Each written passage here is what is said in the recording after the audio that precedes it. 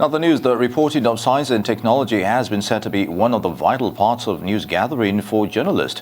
Arise correspondent Olushola John Jacobs was at a workshop organized for journalists in Lagos on the need to promote science-related items and daily news gathering, and now reports.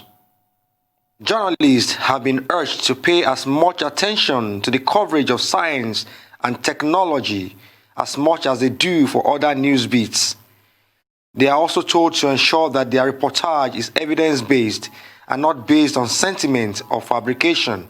Science is different from entertainment, politics reporting, and all that. And the reason is because anything we want to talk about, it is based on what? Evidence. Evidence simply means what can be proven. It is not based on what somebody sees. When it comes to science, you are reporting based on what? Evidence. And what that simply means is that if you do that again and again, you will get what? The same result. The facilitators directed all media professionals covering science to conduct thorough research to avoid putting wrong information into the public domain. We're actually here in Lagos today on a one-day retreat with Lagos-based science editors and the science reporters. We've been planning to have this, I think, about 2 years ago, but it wasn't possible until today.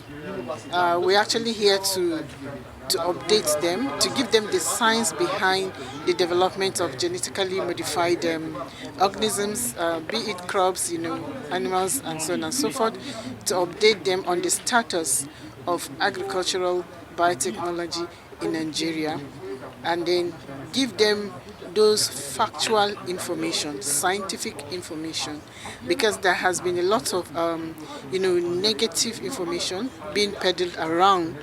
People are posting every day, and they can post whatever they want. Am I right? Now, it's the same thing. If you go to the internet, people just sit down in their houses and write all sorts of rubbish against a technology that has helped to transform their agriculture, but they don't want that to happen in Africa. And that is what the DG mentioned.